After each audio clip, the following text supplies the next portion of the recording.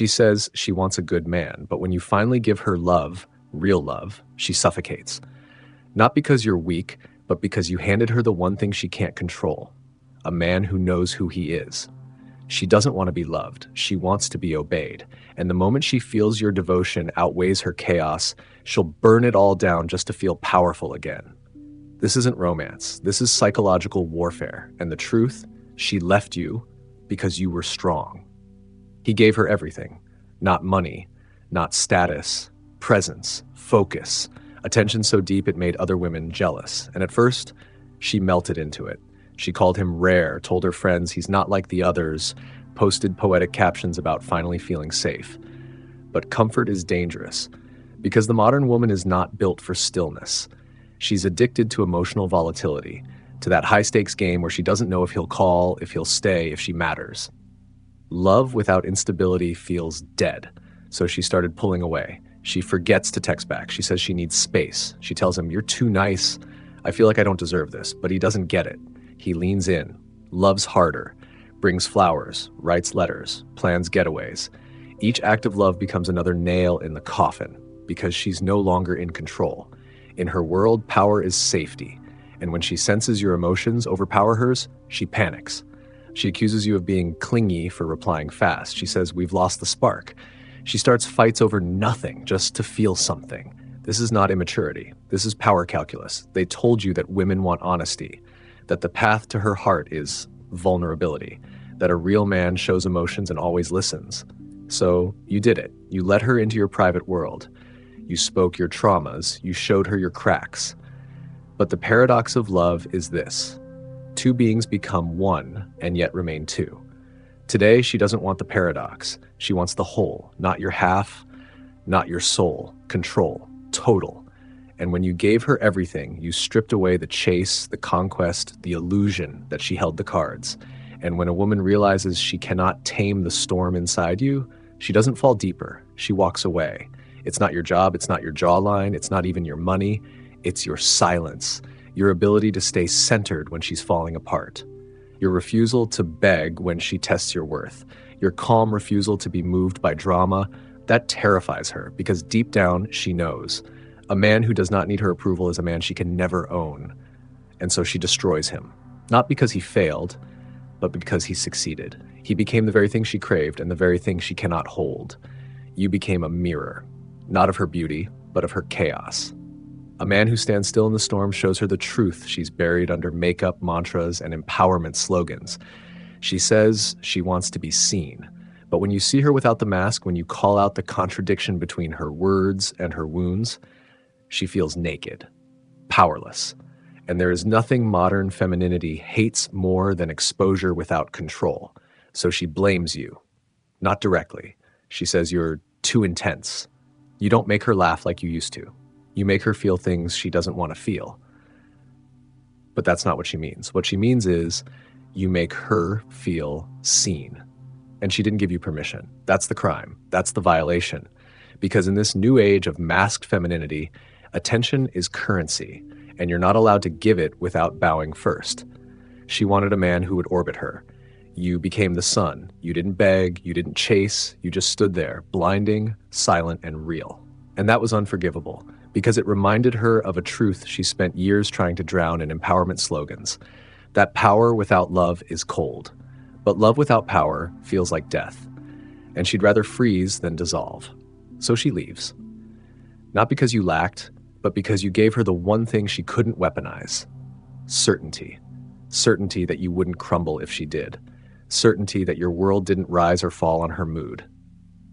Certainty that you loved her, but not enough to lose yourself. And so, to reclaim control, she sabotages. She picks fights. She plants doubts. She invents emotional crimes you didn't commit, so she can feel like the victim instead of the executioner. And when she finally walks away, she says, "It's not you, it's me." No, it's not you. It's the fact that you were never hers to break. That's what she couldn't stand. That's what no one teaches you. That when a man stands tall in his soul, some women will not kneel in awe. They will retreat in fear. Because the deeper truth, the one they never write about, is this: most women aren't running from weak men. They're running from men who cannot be tamed. And when that man finally walks away, she doesn't cry for love lost. She cries because her spell stopped working. She cries because her chaos couldn't conquer calm. She cries because, for once, a man left the labyrinth without needing her to hold the torch. She doesn't trade in love, she trades in leverage. Modern dating isn't about connection, it's about currency. Attention is currency. Sex is currency. Mystery is currency. And the only thing she fears more than being unwanted is being out-leveraged. This is why the nice guy never wins, because he brings no tension, no edge, no challenge. He offers all his value up front, and when there's nothing left to conquer, there's no story left to tell. But the man who holds back, who withholds, who knows the value of silence and slow revelation, he becomes an obsession. Not because he gives less, but because he gives on his terms. She doesn't want a partner. She wants a mirror she can bend. She wants to test her power, to see how far she can push without being pushed back.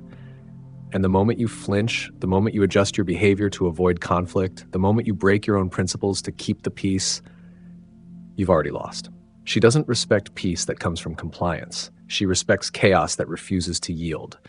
You were taught to be kind. She was taught to compete. You were told to express yourself. She was told to guard her vulnerability like a vault. So while you were offering love, she was measuring leverage. She will never say this out loud because it ruins the game. It strips the ritual of its illusion. It exposes the truth beneath every failed relationship, that love was never the currency, power was. You think you're in a romance, she thinks she's in a test. This is the shadow Kierkegaard warned about when he wrote of despair, the despair not of weakness, but of inauthenticity. She wants to be loved, but not known. She wants to be adored, but not seen. She wants to feel safe, but only if she's the one who can walk away first. Every flirtation is a silent duel. Every date is a negotiation. Every I miss you is a bet. Will he break first? You hear feminism and think fairness. She hears it and thinks strategy. Equality isn't the goal. Leverage is. And here's the brutal irony. The more masculine you are, the more she needs to test it. Because if she can break you, she owns you. If she can make you react, she controls the emotional pace. If she can make you doubt yourself, she becomes your compass. That's why women don't chase certainty. They chase instability dressed as confidence. The man she dreams of? Not the perfectly polished romantic, the one she cannot read, because mystery is control, the unknown is power, and the man who keeps his inner world locked behind silence forces her into her own vulnerability. And this she cannot tolerate. So she labels him toxic. She calls him emotionally unavailable. She warns her friends, he's dangerous. But what she really means is he doesn't bend, he doesn't beg, he doesn't need me. And in a world where female worth is measured by how many men need them, this is psychological violence. You wonder why she ghosted. You wonder why she picked the narcissist over the nice guy. You wonder why she spirals after being treated like a queen, but obsesses over the man who barely calls. It's not just trauma, it's instinct. Jung called it the shadow feminine, a primal archetype of power, seduction, and control. Freud saw it as a death wish, the need to destroy what we secretly desire, just to prove we can. Kierkegaard described it as the despair of defiance, the refusal to be dependent, even when love demands surrender. She doesn't want love, she wants the illusion of it, only when it can be flipped, twisted, redefined on her terms. And when you refuse to play, when you strip the masks away, when you ask her to meet you without leverage, without roles, without manipulation, she doesn't just pull away, she panics. Because now it's not a game, now it's real. And real is terrifying when all you've known is control. She will tell herself that you were emotionally distant. She will rewrite the story to preserve the narrative of power. She will turn her heartbreak into a performance on Instagram, in therapy, in friend groups, where being the victim is social currency. But the truth is simpler. You didn't lose her. You disarmed her. And she couldn't survive without her weapons. She can be soft, she can be loving, but not when softness costs her the upper hand. Not when love asks her to surrender control. Not when she can't outmaneuver your masculine calm. Not when you're the first man who wasn't afraid to walk away first. Because the moment she realizes you don't need her validation to breathe, she doesn't feel safe. She feels invisible. And a woman who feels invisible becomes dangerous. She doesn't want a partner. She wants a throne. Not to sit beside you, but to sit above you. She says she wants to be held, to feel safe, to be led by a real man. But the moment you do it without trembling, without asking permission, without shrinking to fit her narrative, she rebels, because real leadership terrifies the one who is never looking for guidance, only dominion. This isn't love. This is a silent coup, not a relationship, a regime change. She's not trying to be loved. She's trying to rule. And the battlefield isn't physical. It's emotional, psychological, symbolic. Because once she conquers your mind, she owns your will. And once she owns your will, you'll call your obedience love. You don't notice it at first. The slow erosion of your fire, the shift in tone when you speak, the hesitation in your voice before you disagree. You tell yourself it's compromise. She tells you it's growth. But what it really is submission wrapped in romantic language. A slow death disguised as emotional intelligence. You used to speak with certainty. Now you explain yourself like a defendant.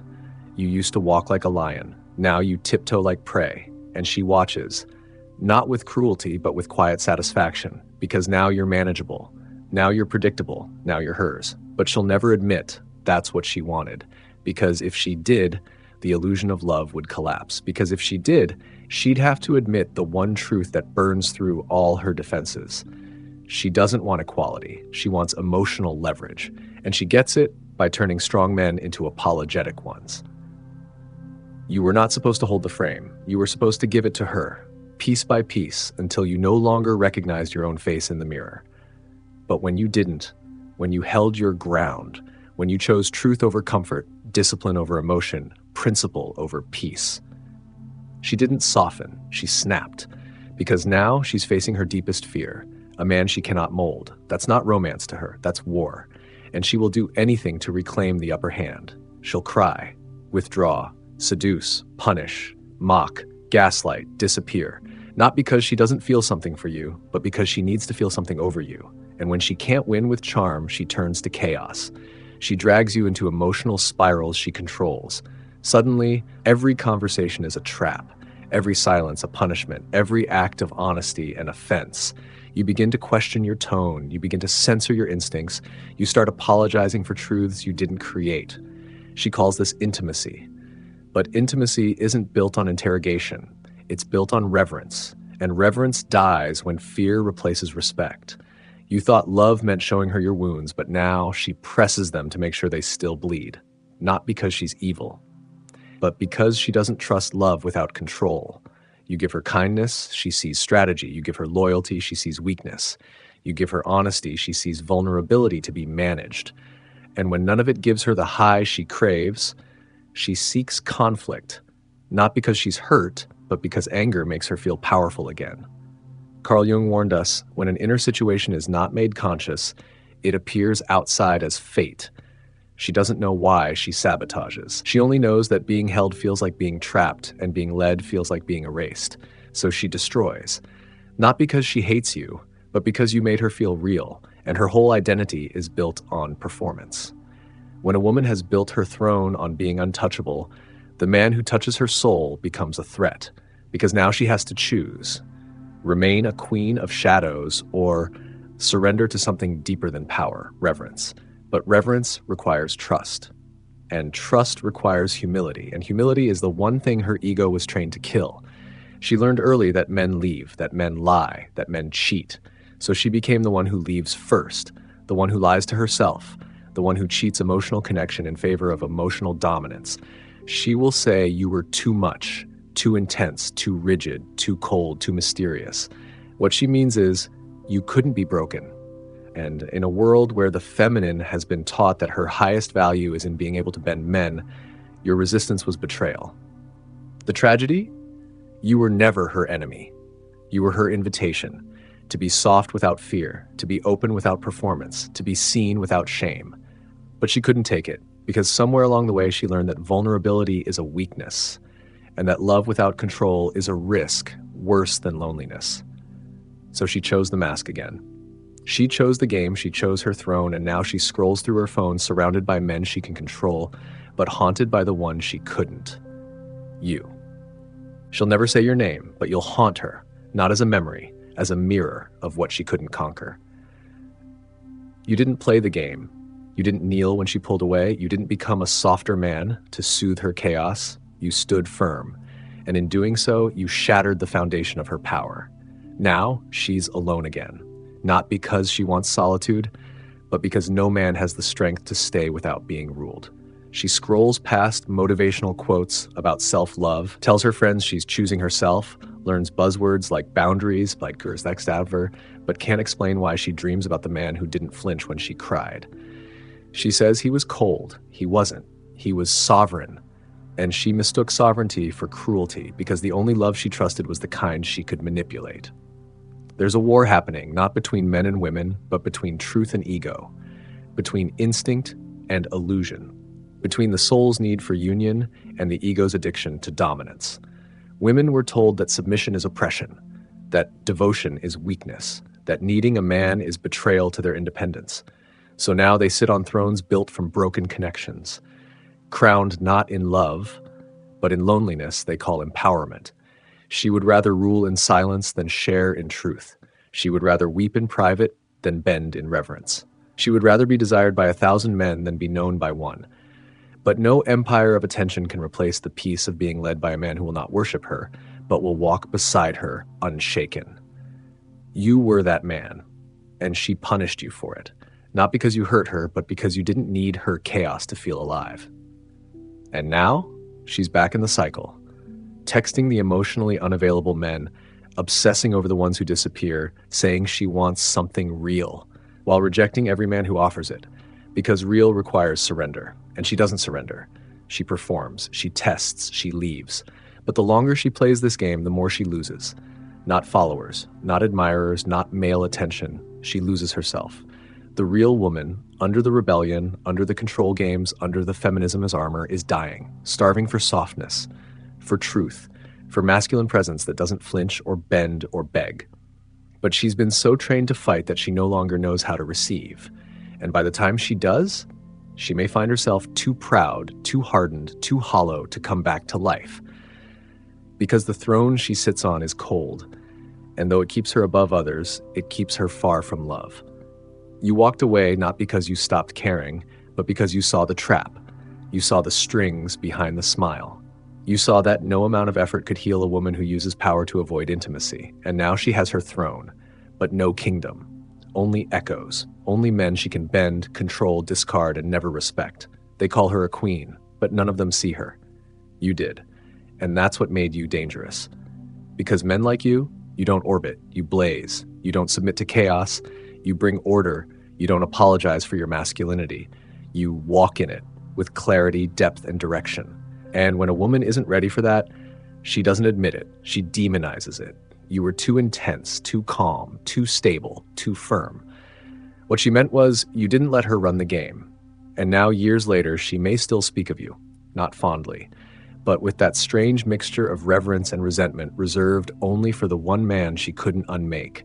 The one who walked into her storm and didn't get swept away. The one who saw past the mask and didn't flinch. The one who could have loved her deeply, but refused to do so on her terms. This isn't a tragedy, it's a revelation. Because once you see the pattern, once you recognize the throne for what it is, once you understand that some women don't want peace, they want power, you stop bleeding for the unhealed. You stop trying to convince the throne to climb down. You stop trying to prove your worth to a woman who only sees your value when it bends to hers. And you start walking again. Not to find another woman, but to stay rooted in your own center. The man who cannot be tamed is not alone. He is sovereign. And from that sovereignty, he will draw not just lovers, but women who are done with the game, done with the throne, done with the war. Women who want to rest, not dominate, who want to build, not control, who want to be seen without needing to win. And when that woman comes, she will recognize you, not because of what you offer, but because of what you withhold, your self-respect, your mission, your fire. She'll see that your soul does not bend. And she will kneel, not in submission to you, but in surrender to the truth she buried long ago. That love, real love, is not power, it is presence. And presence cannot be ruled, only met. And until she learns that, she'll keep the throne, she'll keep the crown, and she'll keep wondering, Why the only man she ever truly wanted was the one who walked away.